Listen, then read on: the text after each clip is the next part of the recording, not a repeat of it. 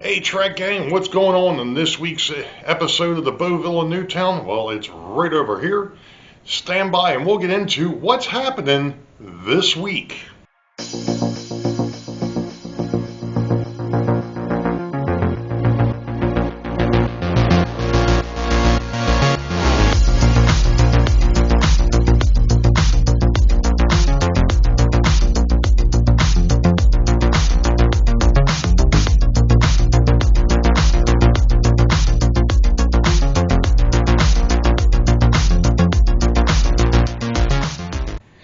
Well, there's something a little missing here.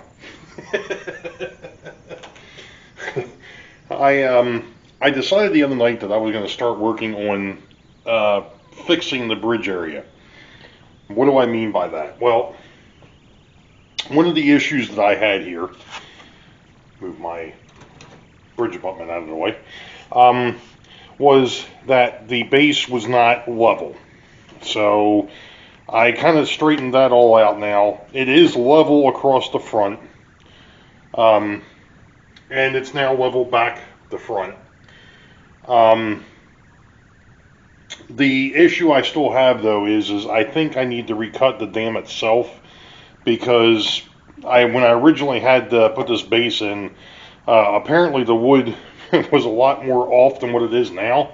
So it's a little high on this side and a little low on this side.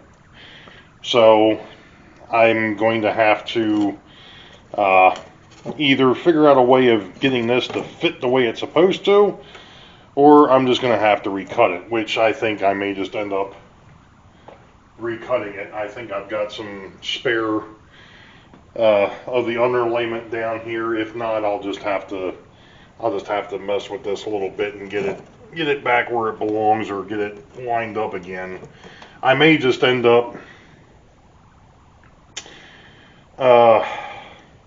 keeping what I've got here and just kind of maybe trying to figure out some way of blending this in, which wouldn't be a bad thing either. Any rate, along with that though, as we all know, going back a little ways here, I had issues with getting the bridge itself level and also bracing it up to where I didn't have to worry about my 282 bending the bejesus out of the thing. One of the things I also decided to do, because I had actually goofed up a little bit of the roadbed over here, I actually cut the roadbed back. So I'm going to be replacing it from this point over to the bridge. It'll get replaced from this point over to the bridge. And on the other side, I don't have to worry about that too much, because that wasn't too messed up over there. I finally did find the rest of what I bought from, I think I bought it off of Amazon. But it's that Woodland Cynics foam roadbed. I like the stuff. Some folks apparently have had issues with it. Knock on wood, I have not. So I'm quite happy, quite pleased with it. So it is what it is. So the plan here is now, I will say something else here. If you notice, I've got a thin layer of the, and this is nice, I can actually show this. I noticed this the other night when I peeled the roadbed up, that this comes up fairly, well, number one, that came up fairly easily. I didn't even have to pry on it, I could just peel it. Now, somebody would be like, well, that's kind of odd, that means that it can shift and everything. No, it didn't shift or anything like that, but it will hold it in place. So the foam roadbed and the foam itself, this stuff that I bought, and I'll have to go back and I'm going to have to bring it out here anyways when I replace the roadbed. But it peeled right back up, so you can make adjustments and then re-tack it, which is a good thing. Yeah, look, I mean, it adheres and it holds, but if you have to make a change, you can make a change without, a whole lot of effort here. If you wanted to make, well, like I'm doing here, where I had to peel up the roadbed to redo it, because I cut into it when I was doing, I think what I was making cuts in it, or making cuts to in the track when I replaced the bridge tracks. And I think what happened is I had actually cut into it with the Dremel, and I had made a mark over here. So I just decided I was going to replace the whole shoot and match. Now, one other real quick thing here, and I know we're already 5 minutes in. I've made marks on the plywood. And of course, after I made the marks on the plywood, I happen to think that's really not going to help you out much if you're going to cover it. One of the things I'm thinking about doing, and of course I don't have any of the foam, the white foam sitting out here, which I'm going to need to go into the storage closet and get some more out, because I need to bring this out, and I need it to match up with the edge here. Now, one of the other things that I want to work on here is I want to take my bridge. This is going to be my bridge abutments. Now, obviously, this is way too thin to be a bridge abutment. I get it. But this is the front, the sides, the top. Then this other sheet, which will go back here, will go up against the dam itself and meet up with the actual bridge abutment. So this is going to mate up front, up top here, down the side, and then it'll meet up with however I do the piece down the bottom. And I've got some ideas as to how I'm going to do that. But I'll show that once I get to it. The biggest thing I want to do now, though, is since I've got the bridge apart, I'm going to try to get outside and paint it before the weather changes. So we'll be back. Okay, now that I've got things somewhat evened up, I wanted to show a neat little tip, or something that I'm sure has been shared before. And it doesn't matter if you're using the white foam, as I'm using, the pink foam, or the blue foam. Because the bridge is outside drying, I had the original 21-inch bars that I had built for under the bridge, and I'm going to use them as a template for this piece of foam that I'm going to put back over here. Now, what I'm going to do is I'm going to kind of line this up on the existing, and I'm just going to push. Now, of course, one thing is the one board that I've got sitting over here underneath is a little bit short, height-wise. But what happens is, and of course that did not come, it's also helpful if you don't drop it, that did not come out the way I was hoping to. Okay, let's try this again. Because you should be able to do this and make an indentation into the foam so you can cut it around the beam. There we go. That's better. I see them. Okay. So what that does is it gives me a template to be able to cut around where those metal bars are going to sit. So that way, if you remember, one of the things I had talked about at one point was actually screwing these into the plywood. Well, I just found something somewhat interesting, and that is the fact that if I made these marks and I'm going to cut into this, I can either use the foam to keep it from going side to side, front to back, or I can still screw into this and hold it into the plywood underneath. Now, the one thing I did find is the fact that the foam roadbed over here happens to be the same height, the same thickness as my underlayment. So in theory, once I get over here to the bridge, if I put this over top of the bars, you're never going to see them. So I'm not sure if I'm going to put this over top of the bars or if I'm going to put it underneath. I have to figure that out still. Because I do know originally what we had was, or what I had done was cut my my foam road bed to where it was around the bar, because the bars were sticking up and it was it was actually creating a ramp. That's the other reason why I want to replace the old foam road bed that was here. And of course, I'm going to have a lot of cleanup to do before I get to that point. I also have to wait for the bridge to dry. But I'm kind of hoping that maybe I don't have to worry about cutting into the foam road bed just to get it over top of the bar. So we'll see what happens. I'm going to go ahead and make my modification to this, and then we'll see what it looks like when I'm done. I'm hoping that the light isn't overdriving what I just did there. But as you can see, there's now 2 slits into the foam, so I can actually put the bars inside of it. Now, granted, like I said, this here, I'm using the bars that I had originally cut that were way too short to do this. So, but now you kind of get an idea as to what's going to happen here. And like I said, I can either run the foam road bed right over top of this,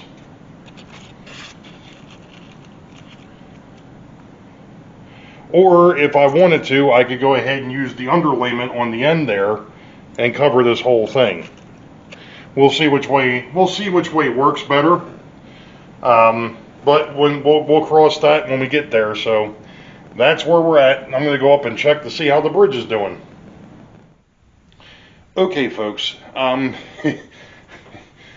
Unfortunately, this week is not going as according to plan, and I just happen to remember that tomorrow night, which is Wednesday night, I've got a late training session that I have to do for work.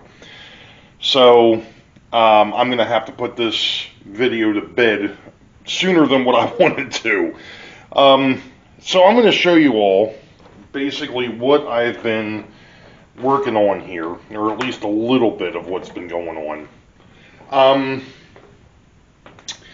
Because I've come to a point where I'm going to make a couple of unique decisions, and I have to kind of sleep on these a little bit.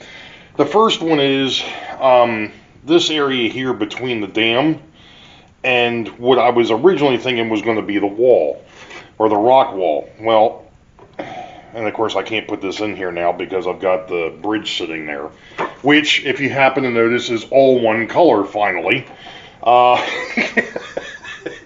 You can't rush these things. I finally got a weekend or a day where I didn't have much else going on, and I was able to go ahead and focus on just getting, getting this thing painted finally. So it's painted. I had some issues getting this thing set back in here because I wanted to be able to put foam around, both ends of the bridge, so that way it would kind of help hold it in place, which it does a wonderful job of. I'm not going to have to worry about drilling into this because this thing is not going to shift at this point. Now, one of the things I am doing here, let me go ahead and get this out of here for a minute. I'm taking some of my old particle board, or MDF, that came from when I was doing the bench work, and I'm actually using that, and I'm going to mount this stone wall to it. Now, one thing you're going to notice is that this piece of styrene is a little bit shorter than the bridge. That's fine. My plan of attack here, because of the fact that the bracing that I ended up putting up underneath the bridge sits below the actual girders, I can't bring this all the way up the way that I would like to. So what I'm going to end up doing is making some modifications with the styrene and just making the bridge abutment literally just come up and go across. So that's the idea. Basically, I'm going to box it in. This will be phase 1, and then phase 2 will actually be bringing it up underneath the bridge and making it look like the bridge is actually sitting on it instead of hanging in midair. So that's the plan with that. Like I said, I came up. I'm sitting here looking at this, and I'm trying to figure out, okay, how can I take this and get it to match up with the dam face, and also get it to kind of, which this stuff will bend. It's thin enough. It will bend. But to try and get it to do, and there would be all sorts of weird angles and things of that nature. So I'm like, you know what? We're not going to go that route. We're going to do this a little bit differently. And what that difference is going to be, I'm thinking about using, and I'm not even sure if it's showing up on camera, but using this piece of quarter round, which I'm also going to use as the top of the dam. So I'm thinking of using that as the, I guess for lack of a better term, the go-between between the dam and the rock wall, and I can actually bend or paint that the same color, which it's going to get painted a concrete gray, the same color as I painted the sidewalks over in Boeville. The dam face, this, and these will all get painted that concrete gray or something of that effect. Now, because I bought this wonderful stone pattern at the last train show, I am going to try, and obviously the base color will be a concrete gray, but then I'm going to do something very similar to what Rick did over at the Fultz Bailey and take and put some color into some of these stones so they're not all the same color, number one. And number two, I'm going to try a technique that I had seen done years ago of kind of doing a whitewash to show like the grout. Which it's not really grout, but it's the cement that's going to be holding all the stones in place. So that's something I remembered seeing years ago, and that's something I want to try on this. If it works, great. If it doesn't, then not. I'll just have to go in there with a felt tip pen, and I'll just go ahead and make them black. it'll be black grout instead of white grout or gray grout, a different color gray than the actual stone. But at any rate. So, obviously, right now, trains are not running. Oh, there is one other thing here that you'll notice, and that is the fact that the bridge that's on the upper part of the dam is not sitting here at the moment. I had originally tried to cut into the foam here and place Atlas piers. Well, since I got this wonderful stone pattern, I decided that it would be neat to go ahead and try and take this and carry it all the way back. Not sure how well that's going to work out, but we'll see. One nice thing here is, and this is kind of strange, but it is what it is. This side of the bridge is about 3 inches. This side of the bridge is 3.5. The sheet is, the sheet is 7 inches, and between the two pieces, I've got that ended up being the 7-inch sheet. I forgot what the actual. I say it's 7 inches. I don't think it's actually 7 inches. All right, it is 7 inches, and I think what I was getting at is one side of this is 3 1/4, the other side is 3 3/4. Yep, that's exactly what it is. So this side is 3 1/4, and this side is 3 3/4. Remember I was telling you things didn't quite work out with this? Well, there you go. In actuality, the other side's 3.5. So I ended up taking a 1/4 inch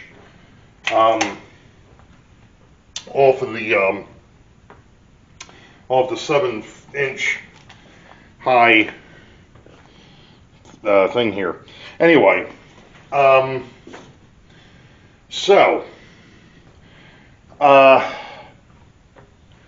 because of that, I know I need one sheet to make the dam side, so there'll be one sheet, 2 sheets, and I've already made I've already got the bridge abutments for the base, so that's the third sheet. So I'm going to have an extra sheet. No sheet. So I've got some manipulation. I've got some things that I can do. I can use this elsewhere on other projects, or I could go ahead and use it all here. We'll see how it plays out. We'll see what happens. You know, I've already cut some pieces out of this, as you can see, as I was trying to get it to match into this area here. Basically, let me get this, without destroying the place. I get that piece of quarter round out of there. We'll get the bridge out of there. And then we'll slide this dude, see if I can slide this dude in back here. Not 100% because the bridge is actually, and this was the problem, the bridge was not in the right, well, it's where it needs to be, but for me to do what I want to do, I'd have to bend the bejesus out of this to get it to fit in here, and it's just not worth trying to futz with it. So I'm gonna have to do some other manipulation there, and we'll get it. But like I said, I wanna sleep on it, see what I come up with, and we'll go from there. So that's gonna conclude episode 20. It is what it is. So you all know the deal. Wait for the highball. Green tracks ahead. We'll catch you all next time. Be safe. God bless. We'll see you.